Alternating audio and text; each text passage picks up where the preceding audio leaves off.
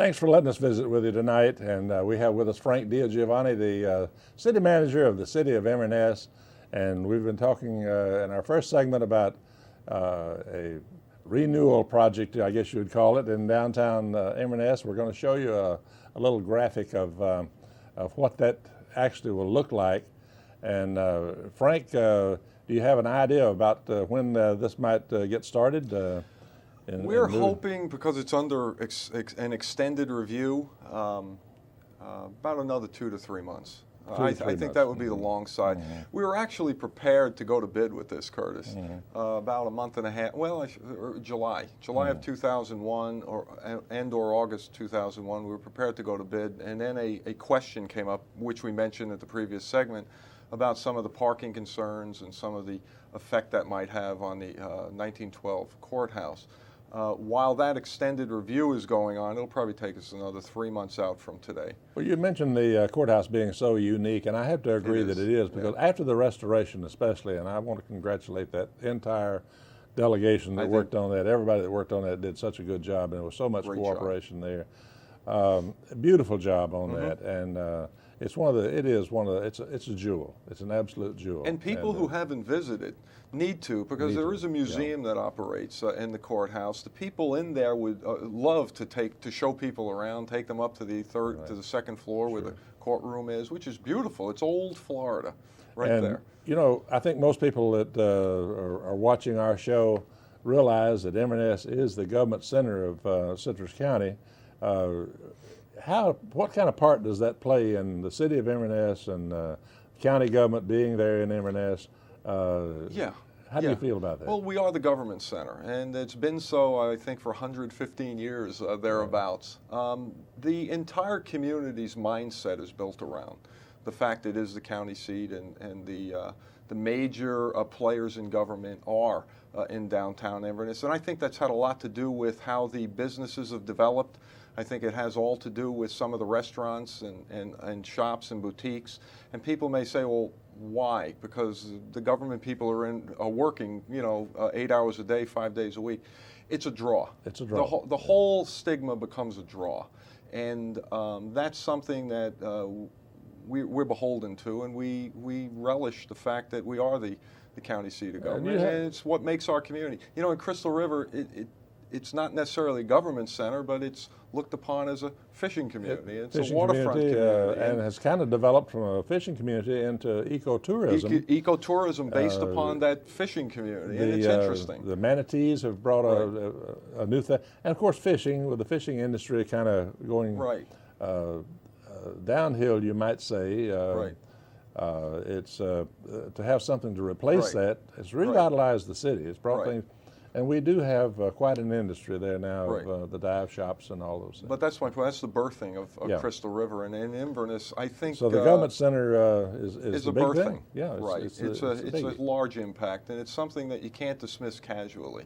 And people have the occasion to come into Inverness at one time or another, at least once a year. Sure. Some a lot more. Some more. How many people does the Inverness, do you figure the city of Inverness serves on a given day? Oh, it's like when those festivals. The residential population is only 7,000. Right. We got to be in 30,000. 30,000. Yeah, the highway alone, the transientness of the highway is roughly 28,000 vehicles. Right. And that's just the highway, and there are people coming from back roads that use the parks, that shop in the main destination points, that visit the downtown, all throughout Inverness. Cities are draws by their very nature, and that's a good thing. And our community is probably 35,000 that we're actually serving. And the city has grown, and you have to say, even though the city limits stop at certain points, I guess we still all look at it as being part of Inverness. People who live a mile outside Crystal River will tell you they live in Crystal River.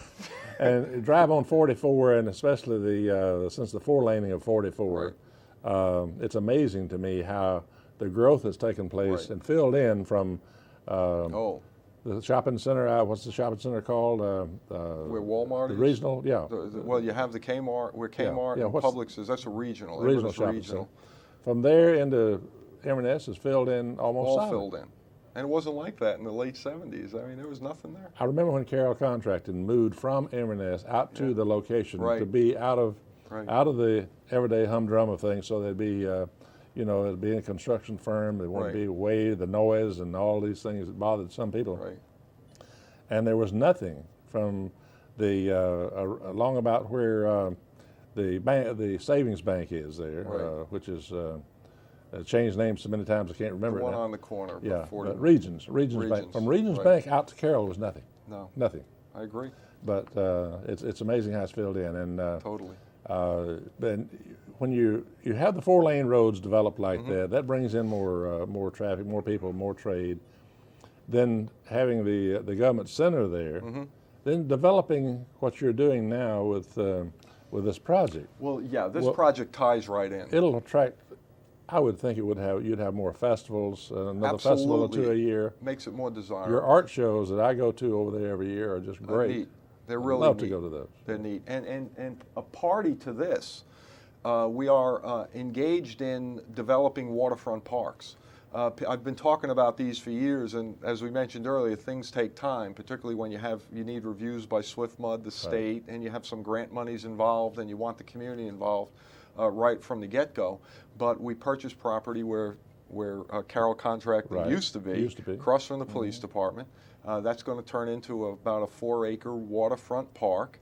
We've received grant funds to build a connecting park, a boardwalk in the lake connector to Wallace Brooks Park, which is another waterfront park.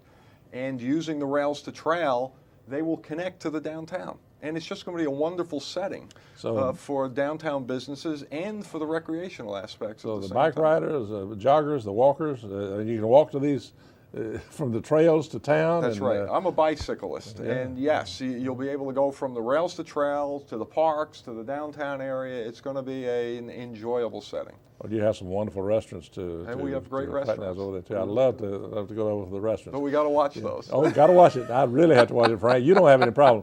Frank, we're going to take another short break and come back to talk about City Hall and things like that. Folks, we will be right back. Stay with us. For more than 30 years, the Key Training Center has been opening doors of opportunity for people with developmental disabilities. We know you would like to help the Key Training Center in providing these essential services, but we also know you need the income from your assets. Did you know there's a way you can do both? It's called a charitable gift annuity, and it offers you a secured fixed income at competitive interest rates while receiving immediate and long-term tax savings. Plus, you enjoy the satisfaction of giving a gift to charity that keeps on giving. For more information about charitable gift annuities, call area code 352-564-1440. You'll be glad you did, and so will they. Feeding your family can be a full-time job, so make it fun and nutritious. Shop for quality produce at the farmer's market. Pinch, squeeze, and thump your heart out, and then buy only the quantity you need. A wide variety of fruits and vegetables are available for you with a guarantee of top quality and freshness. With 2 locations for your convenience, the Farmers Market has been in business in Citrus County for 18 years. The Farmers Market, located on Highway 41 North between Inverness and Hernando, and Highway 41 South in Inverness. Furniture Palace is Citrus County's headquarters for new home furnishings. Need a new dining room table? We have over 50 on display. Need a new bed? We have 300 mattress sets in stock. 50 bedroom sets, 70 recliners, and over 40 living room groupings. Everything you need for your home. We are family owned and operated.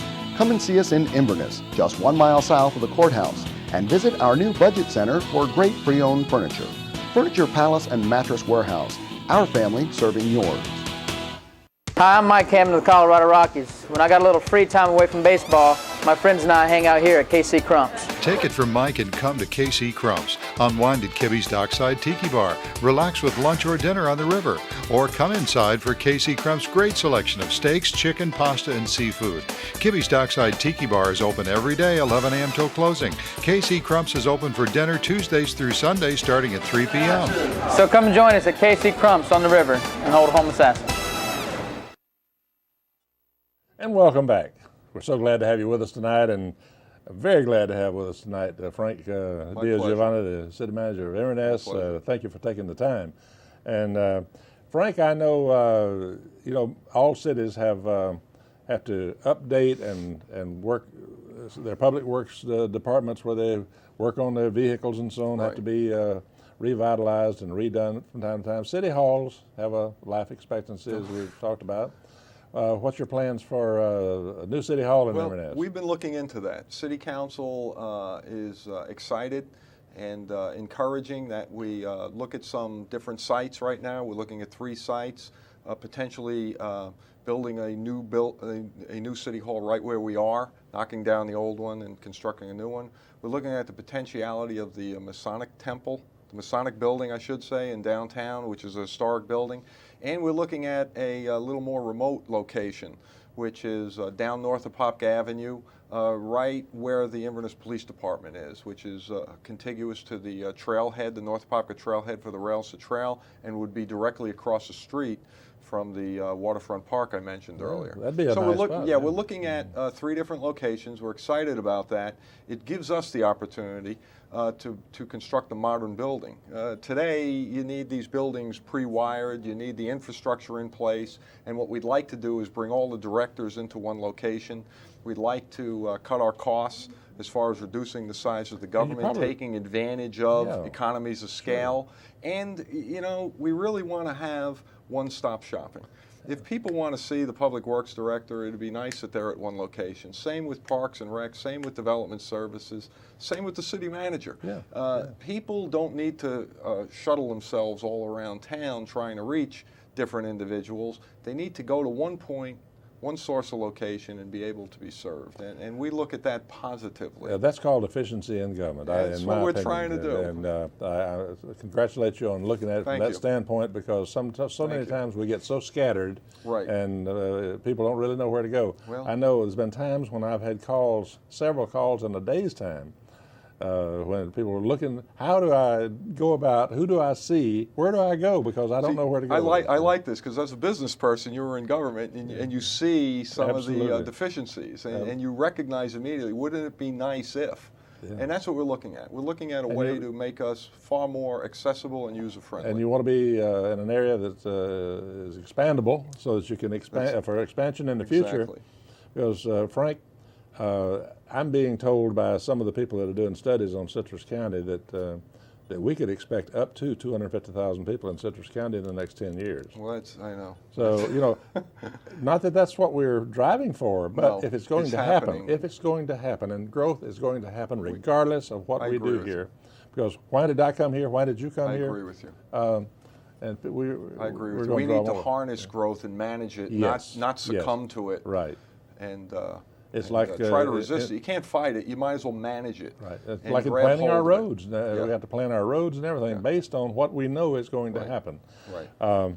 And I know you have a very cooperative attitude on working with government too, and Well, especially yes. county government with Inverness. is what I'm Yes, talking we have about. great relationships, and we work very hard at maintaining relationships with county government, the school system, City of Crystal City of River, Crystal River. Even with the Manatee Festival, and we love doing this. We were able to make our street sweeper available, drove it over there with 2 guys, and we helped clean the streets for the Manatee Festival, and that's what government needs to do. Needs If to, you have something we need, it needs to be available, and the 2 cities are doing that, and now we're doing that with the county. And we're even doing it with the Inverness Police Department and the Sheriff's Department as far as records retention and the development of and accessibility to crime statistics. But you know, we need to take it further, Curtis. We need to be able to provide those services at the lowest cost, yet maintain those services at the highest At the level. highest level. And the way to do that is to avoid people paying for them 2, 3, and 4 times. Right. Let the people pay for it once, and let's all share. Well, you know, that would help if we could get that policy inaugurated. It would help in annexation too, in a lot of cases where cities do need to Right. to grow a little Right. bit. If we can get cooperation eventually in Right. in taking those Sure. taxes off that would be duplication and so on, Right. that makes the cost of annexation to the people we're providing it for Right. out there not as costly. Exactly, And, and it goes back to what we originally said. It's one community. One It's community, Citrus County. Let's make it the best we can possibly be. well, I think we do have one of the best areas that I've ever encountered.